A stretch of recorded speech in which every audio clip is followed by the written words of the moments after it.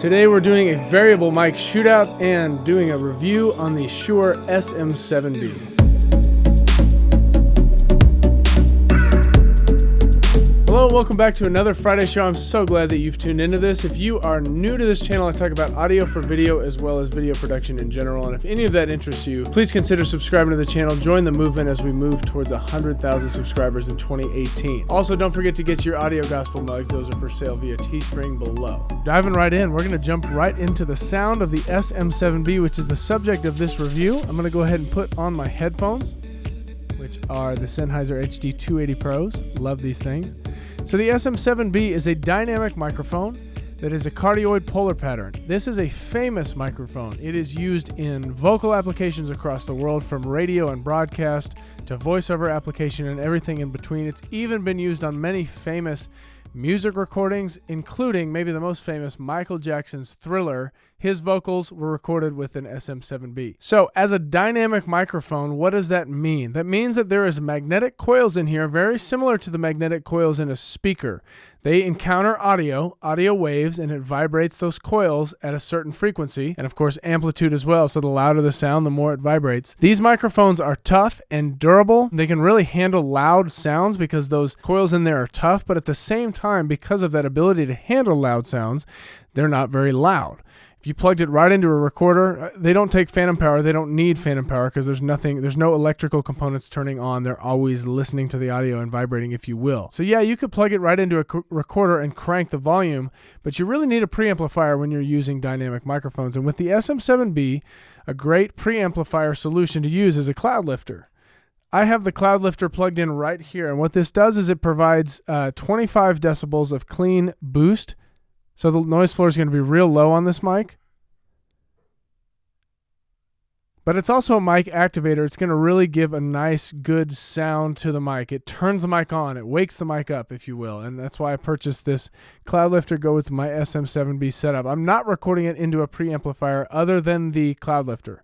And the reason I'm not doing that is just to try to have an apples-to-apples comparison, because the Golden Age Pre-73 Mark II that I do use with microphones will color the sound in a way that I don't think will be an apples-to-apples comparison. So this is the SM7B as you're hearing it on my Rode PSA-1. And I've already talked about this a little bit on this channel, so you've heard this mic. This is what it sounds like, completely raw and unprocessed.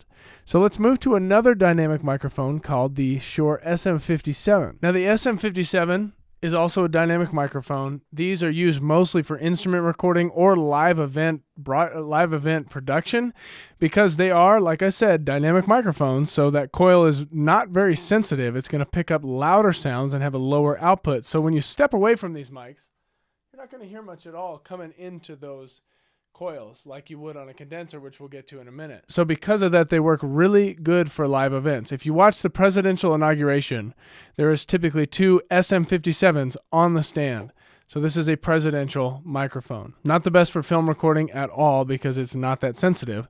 Really good for instruments. If you have a preamplifier like a cloud lifter or something else, would be nice for voiceover. Not the same texture at all of the SM7B. This microphone sounds great, and obviously we're back on it right now. Talking to it, I like listening to myself on it, but we're going to move into condenser microphones and do some comparisons between all of those. So what is a condenser microphone? Well, as we switch audio-wise over to the Rode NTG3 shotgun, this is a condenser microphone. It has an electronic plate, magnetic situation in there that's very sensitive to sound.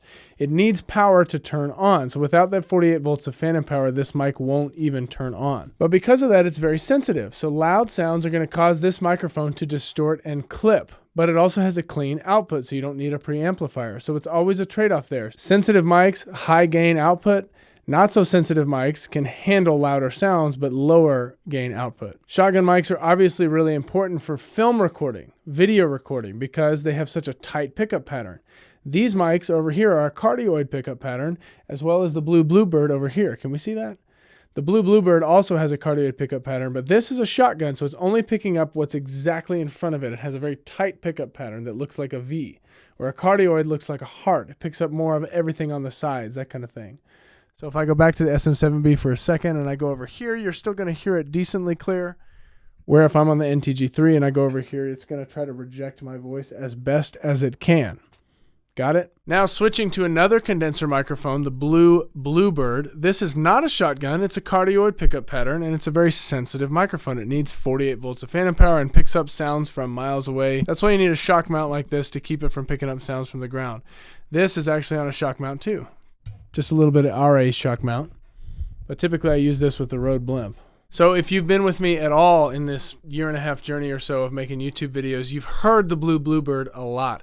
Anytime I'm doing voiceover pre having this SM7B, it's been the Bluebird with a reflection filter. I've had other videos where I've used that. It's a great mic. It's real nice and high. It has a good high-end clarity. It doesn't have a lot of that warmth that you're going to get from the SM7B or even the NTG3, but it's a good mic overall for recording voiceover, that kind of thing like that. It also records the acoustic guitar really nice. Still on condenser mics, but back to a shotgun. This is the Rode Videomic Pro Plus, which I did a review on a couple weeks ago. It's a shotgun microphone that is camera mounted specifically, and it's a little bit cheaper than the Rode NTG3, but it's the same type of idea, picking up sounds rejecting sounds on the side, only picking up what's in front of it.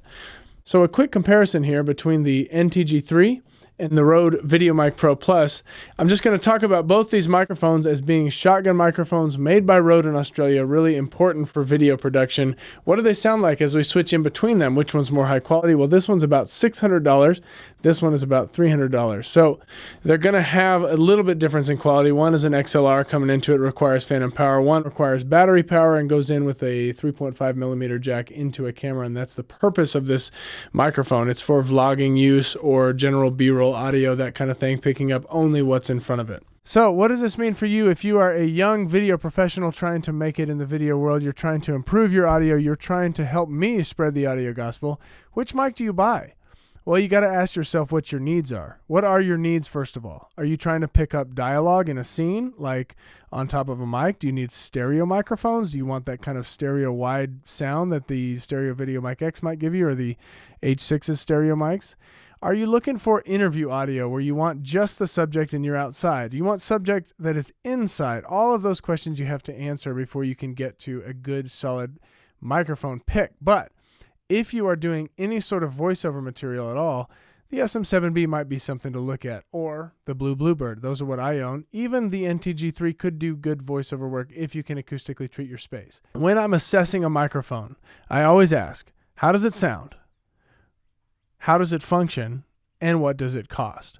So in the case of the SM7B, it's got a nice, warm, and rich sound. In fact, I just love this sound. I love it. It sounds great for singing.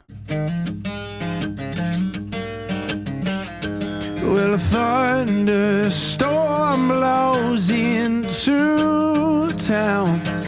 She was nowhere to be found, and I've always known that I'm better off this way.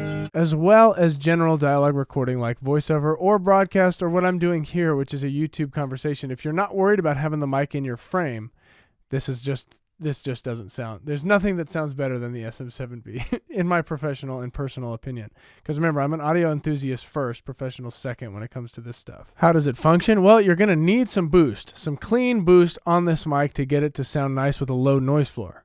And that's because it's a dynamic microphone. It doesn't distort when it picks up loud sounds. It does a great job with that, but because of that, it has that low output. So you need a way to boost the gain without boosting the noise floor. And if you just plug this directly into a recorder, you're going to have to turn your preamp on your recorder way up. And if you don't have a really, really nice, clean preamp, it's going to sound pretty rough. That's why you get the Cloud Lifter or something else that's a preamplifier for this. What does it cost? It's currently $400 microphone, and that's going to be just a really incredible value for the type of sound you get from this microphone. So overall, I give it 5 out of 5 mic stars. I'm so excited for having this and what this is going to do for me and my YouTube channel and my future as an audio enthusiast here in this space. Okay, that's it. That's my little SM7B review, as well as a little mic shootout from all the microphones that I currently own, almost all the microphones I currently own.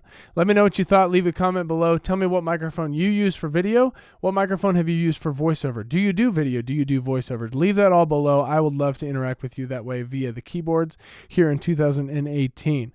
Don't forget to buy an Audio Gospel mug if that's something you are interested. Help support the channel. Get a good, cool mug to drink your coffee with. I would really appreciate that. Also, don't forget to share this video with your friends. Preach the audio gospel. We're growing to 100K here in 2018. That's the goal, at least. With all that being said, I will see you next week.